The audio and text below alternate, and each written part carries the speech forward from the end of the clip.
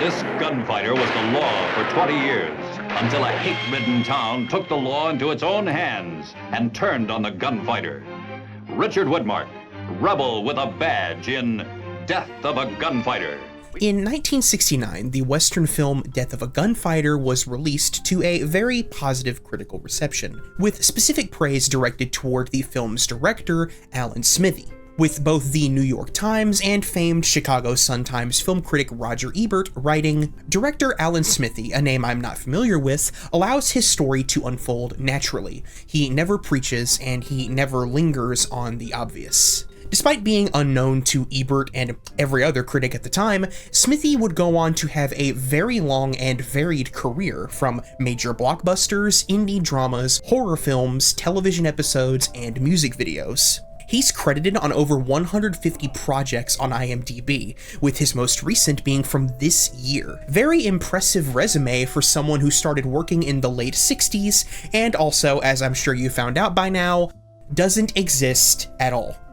Alan Smithy is not a real person, but a pseudonym, the most famous pseudonym in the history of Hollywood. But why was he made up in the first place? Well, going back to Death of a Gunfighter, the production of the film was notoriously difficult. The star of the film, Richard Widmark, just couldn't get along with the original director, Robert Totten, despite the fact that Totten was the best choice one could hope for directing a Western, considering just how many episodes of Gunsmoke he directed. The tension between the two reached a boiling point, and Widmark used his influence to have Totten removed from the production. The replacement director, Don Siegel, was also a very capable and talented filmmaker, having directed the original Invasion of the Body Snatchers in the 50s, and would eventually go on to direct Dirty Harry. When Death of a Gunfighter was finally completed, however, Siegel did not want his name on it. He was brought in last minute and didn't feel like his contribution was worthy of taking credit away from Totten,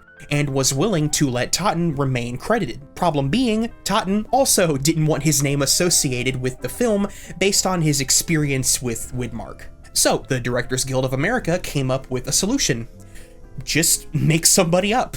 Alan Smithy, the official pseudonym of the DGA, was born and would go on to be used for a very, very long time.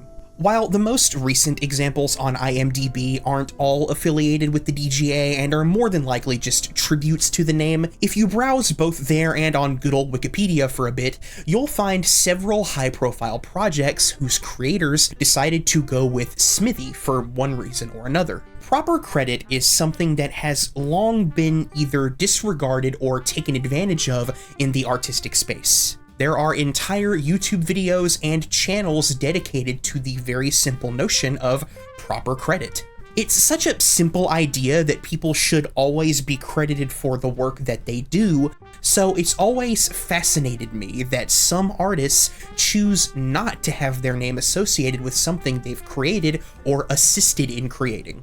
The pseudonym, or the pen name in the case of authors, is something worthy of a little bit of exploration, and I'd like to take this time to not only list some examples of artists who used or invented fake names, or even entire personas to cover up their contribution to a work of art, but to look at the very different reasons as to why they would do so, from the lighthearted and simple to the very serious. Some fake personas so well maintained that we still don't know the identity of the artist to this very day.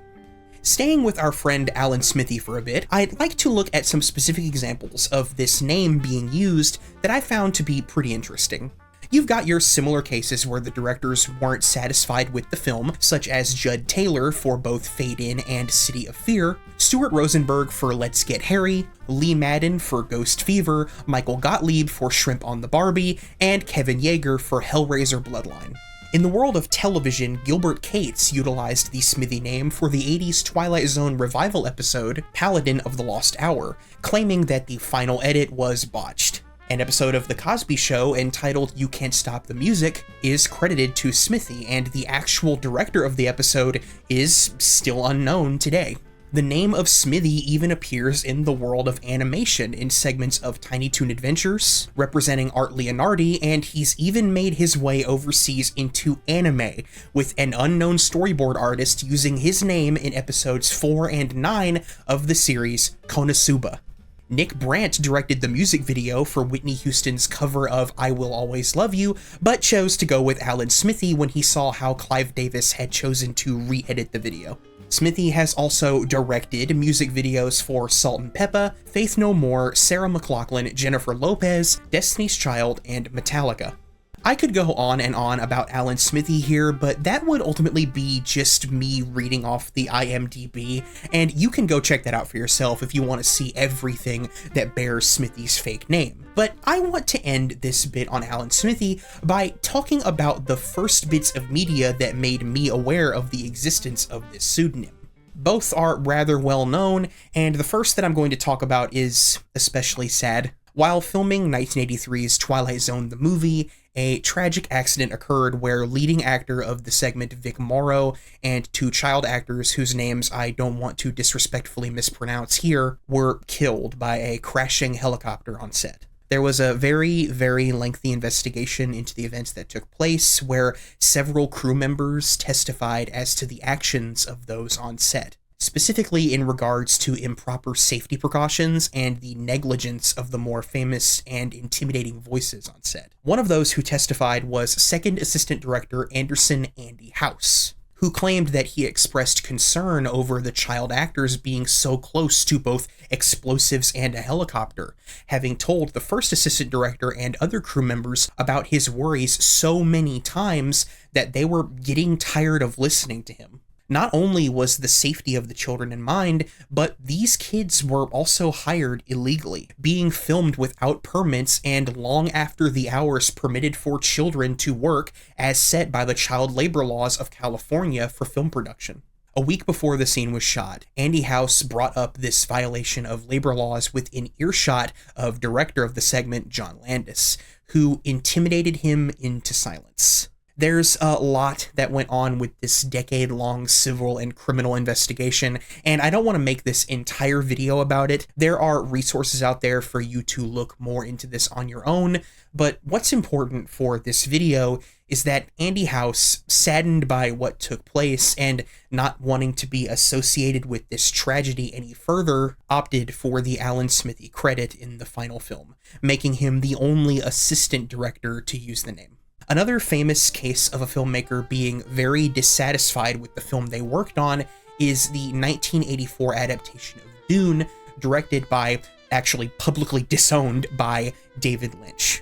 Lynch was known for being an uncompromising artist, someone who always fought for the final cut of his films, and a lot of that is due to his experience on Dune. Another subject that could take up an entire video in its own right, in interviews, Lynch was always pretty clear about how painful and disappointing the experience of making this movie was. 6 months of production issues and a studio constantly breathing down his neck, plus an arduous editing process that removed several scenes from his intended vision for the project, caused Lynch to not only slap Alan Smithy on the version of the film that aired on television, but also change his screenwriting credit from David Lynch to Judas Booth, the name being a combination of Judas Iscariot and John Wilkes Booth, to make clear his feelings of betrayal regarding the film.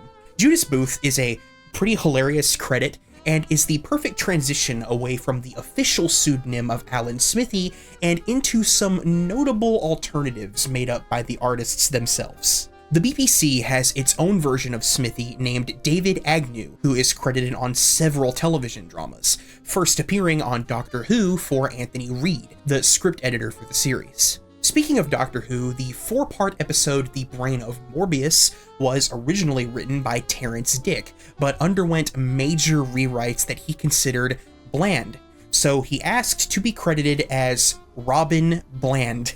For the 1977 series based on the sci-fi film Logan's Run, David Gerrold's original script for the episode Man Out of Time also suffered a major rewrite that he felt wouldn't receive any awards. He chose to be credited as Noah Ward. A lot of classic science fiction television episodes were penned by well-known sci-fi authors. None more batshit insane than Harlan Ellison. If you're not familiar with Harlan Ellison, you've probably heard of his iconic short story, I Have No Mouth and I Must Scream. Outside of his writing, Ellison was known for being a crazy little goblin man who was always suing people or ranting about how his work was being adapted. So much so that on his Wikipedia page, there is a segment entitled Pseudonyms. His most famous pseudonym was that of Cordwainer Bird, but others included J. Charby, Slay Harson, Ellis Hart, John Magnus, Paul Merchant, Pat Roeder, Ivar Jorgensen, Derry Tiger, Harlan Ellis, real clever one there, guy, and Jay Solo, all of them used to express dissatisfaction with the treatment of his work. On that note, I'd like to point out that the use of a pseudonym isn't always an expression of outrage. Sometimes it's just done to clean up the credits a little bit. Take, for example, the Coen brothers, who take on multiple roles in addition to writing and directing all of their films. So as not to have their name just show up all over the place, Roderick Jaynes has been credited as the editor of 15 of their films, when in reality it's just them doing a lot of work. Another pseudonym that represents multiple people is Hajime Yatate, who is credited as the creator of probably my favorite anime of all time, Cowboy Bebop. In actuality, Hajime Yatate represents the entirety of the Sunrise animation staff. The collective credit has also been listed on a ton of other Sunrise productions as well. Okay, so far what we've looked at are examples of changing just the name. Like, the artists are attempting to hide or at least distance themselves from the works they were involved in, but only in name. And for the most part, that works when it comes to film. The average moviegoer unfortunately doesn't do a lot of research on the names that appear in the credits that aren't the big stars that are on camera. However, when it comes to the world of written fiction, the reader develops a sort of relationship with the author, their name implying a certain level of quality and their life experiences, said experiences talked about in interviews or little blurbs in the About the Author section, having a significant influence on the types of stories that they write. We get to know the author from the pictures on the back, their name in bold letters on the cover, and their specific stylings, word choices, and themes. With that in mind, not only is it a bit more difficult to remain anonymous behind a pen name, but even more so to create an entire fake persona. Not a whole lot is known about Richard Bachmann. This is the only real photo of him, and he has never given an interview to discuss his inspirations or writing process. The little that is publicly available about his life comes from the small biographies on the covers of his novels. He was born in 1945, served in the Coast Guard for 4 years, and spent 10 years in the Merchant Marine, before settling down with his wife Claudia Inez Bachmann on a dairy farm in New Hampshire, where he would spend his evenings writing, mostly to cope with his chronic insomnia. His first novel, the highly controversial Rage, was released in 1977. 4 more novels would be released in his lifetime: The Long Walk, Road Work, The Running Man, and Thinner. Each of these novels are very dark, either depictions of ghastly dystopian futures, a window into the psychotic minds of youth, or stories of cruel men facing supernatural punishments. The darkness of his stories can possibly be attributed to his own personal tragedy, having lost his only son at the age of 6 after the boy fell into a well and drowned. In 1982, shortly after The Running Man was published, Bachmann underwent a surgery to remove a tumor at the base of his brain. The surgery was successful, but Bachmann ultimately contracted cancer and passed away in 1985, just a year after publishing Thinner. However, Thinner would not be his last published novel. While moving to a new home in 1994, Bachmann's widow discovered some of her late husband's manuscripts in the cellar. Those manuscripts would later be published as The Regulators in 1996 and Blaze in 2007. While you may not have heard of Richard Bachmann the author, you've likely heard of his stories via their adaptations. The Running Man was made into a film in 1987 starring Arnold Schwarzenegger, and is getting another adaptation directed by Edgar Wright next year. Thinner got a film adaptation in 1996, and while I was writing this video, the trailer for an adaptation of The Long Walk was released. The amount of popularity that Bachmann's work has received, despite not really being much of a household name, is impressive, made even more so by the fact that Richard Bachman, if you remember how this video started and you've been keeping up this whole time, does not exist. In 1985, a Washington, D.C. bookstore clerk named Steve Brown had just finished reading the latest of Bachmann's books. He was fascinated by all of the novels, not by their stories, but by their stylistic elements and peculiar similarities to another author of whom Brown was a big fan. These similarities were a bit too much to be a coincidence to Brown, so his suspicions got the better of him and he made a trip to the Library of Congress. Sure enough, while he was there, he found a document confirming the identity of who he knew was truly the author of these books. While Richard Bachman may not be a real person, Stephen King very much is. Not wanting to spoil the secret for anyone, Brown contacted King's publisher asking what he should do with this information. A little while later, Brown received a phone call from Stephen King himself. King was impressed with the research that Brown had done and gave him permission to not only write an article detailing how he found out about Bachman's true identity, but also agreed to be interviewed by Brown to explain his reasoning for creating Richard Bachman. The photograph of Bachman is actually a man named Richard Manuel, who is a friend of King's agent. The biography of Bachman was fabricated by King, and now that the secret was out, the cancer that Bachman was announced to have died from was a very rare cancer of the pseudonym. So, why did King create Bachman? Well, there are two primary reasons. The first is simply due to publishing restrictions. If you're a fan of King, and I'm a pretty big one, you know that he is a very fast writer. The guy pumps out books like crazy. How the fuck do you write so many books so fast? His publisher, Signet Books, didn't want to saturate the market with multiple King books a year, especially since he was such a high seller. There was a concern that the public would get annoyed with seeing his name everywhere, and that would actually hurt sales. This was a common belief of publishers back then, but since King had so many manuscripts under his belt, he convinced Signet to let him publish under a fake name. The other reason, and the one I find most interesting, was so King could validate his success. A lot of famous creators talk about feelings of imposter syndrome. This idea that maybe they aren't as talented as people say, and their name is the only reason they're still successful. Notoriety coming from the expectations placed upon them from their first breakout hit. King wanted to see if this was true for himself, so he published under a fake identity to see if there would be any success without people knowing that it was Stephen King. He has stated that the results of this experiment were inconclusive.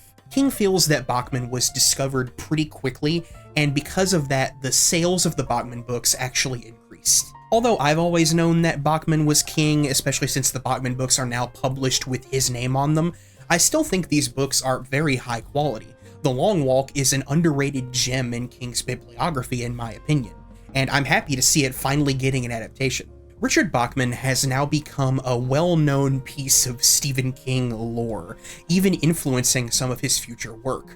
The novel The Dark Half is about a novelist being haunted by his own pseudonym that has taken on a life of its own. Bachman is also directly referenced in the Dark Tower series, and Stephen King himself has made a cameo appearance in an episode of Sons of Anarchy where he played a character named Bachman. This concept of an author writing under a pen name is nothing new and has been done since before the beginning of publishing, but I love this idea of crafting an entire persona to go along with the pen name. When I was a kid, one of my favorite book series was Lemony Snicket's A Series of Unfortunate Events. Not only were these stories delightfully dark and comedic, but that witty style bled into the actual meta-narrative of the books themselves. Lemony Snicket isn't real. He's a character in the stories who is recounting the tale of the Baudelaire children, and his interactions with the characters of this world are further expanded upon in his own fictional autobiography.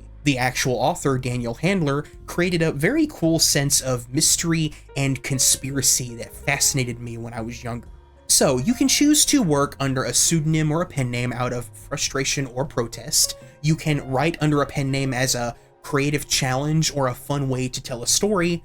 But what if you don't really have a choice? What if circumstances out of your control compel you to use a pseudonym out of societal prejudice or even the threat of persecution at worst? The last examples that I want to highlight are examples of creators who bravely fought to create, to have their voices heard, to share their stories, even if that meant that they themselves would receive no real credit for it. These are a bit more serious, but nonetheless important and even inspiring. It's no secret that for too long, women were not taken seriously by, well, anyone in charge, but specifically publishers of genres like science fiction. Alice Sheldon sought to avoid all of the issues that her gender would bring her and published some of the most popular sci-fi short stories of the time as James Tiptree Jr. Her male pen name brought many eyes upon her stories that broke new ground for female characters who didn't fit into conventional gender roles of the time, just like Sheldon herself, who confirmed that she was a lesbian in her later years. Katherine Berdikin wrote several books of speculative fiction in the 1920s that were highly political. She was outspokenly critical of fascism at a time when it was on the rise, and published under the name of Marie Constantine starting in 1934 because she feared that her work could inspire violence against herself and her family. Her most famous work is Swastika Night, whose most prevalent themes are sexism and the inherent masculinity tied to fascist ideologies. Man, I'm sure she would have a lot to say today. I'm very, very briefly going over these powerful women here in this video, and highly encourage you to do your own research on them, as well as read their works. Works that probably would never have been published if it weren't for their pseudonyms. In the case of Katherine Berdikin, nobody even knew that Marie Constantine wasn't actually real until decades after her death. Great art can be provocative, start conversations, be a means of representation for marginalized groups, and that's why so often throughout history you find examples of those in power seeking to censor and restrict it. Infamously, the Hollywood blacklist comes to mind, where 10 Hollywood filmmakers with known left-leaning political views were wrongfully banned from work in the system because, God forbid, those scary commies fill our work with propaganda that we don't approve of anyway. Dalton Trumbo was one of those original 10 who was not only eventually able to break the blacklist after contributing screenplays to the iconic films Exodus and Spartacus, but also ended up winning 2 Academy Awards, those awards being presented to his pseudonyms, Ian McClellan Hunter for Roman Holiday and Robert Rich for The Brave One. In these stories, even in the face of societal or governmental pressures of the time, we can find glimmers of hope in the eventual recognition and celebration of the actual artists behind these pseudonyms. Their false identities were essential then, so that their work may live on and we can celebrate their true identities now. Time heals all wounds. You can't fight change. Entire countries will move on from their restrictive pasts, or we hope so. But what happens to artists in a country that is practically frozen in time? One where a dictatorship simply refuses to let its citizens free from the shackles that restrict them. A place where any and all creativity is heavily monitored, censored, and only created under strict approval. James Church is an author who, starting in 2006, began publishing a series of detective novels called the Inspector O series. The most striking element of the novels to readers is the unflinchingly realistic portrayal of the totalitarian state of North Korea, where each novel takes place. Church himself is described as a former Western intelligence officer with decades of experience in Asia. Church's writing of the state is apparently so realistic that he is forced to conceal his identity to protect himself from the North Korean government. James Church is not his real name, and because of the potential danger in revealing himself, we may never actually know it. A lot about James Church is unknown, but it has been alleged that he still travels to North Korea, probably for research purposes. Despite the very serious danger he could potentially be in, Church is lucky that he is able to freely leave the country at all. The last subject that I want to highlight in this video is sadly not afforded that privilege.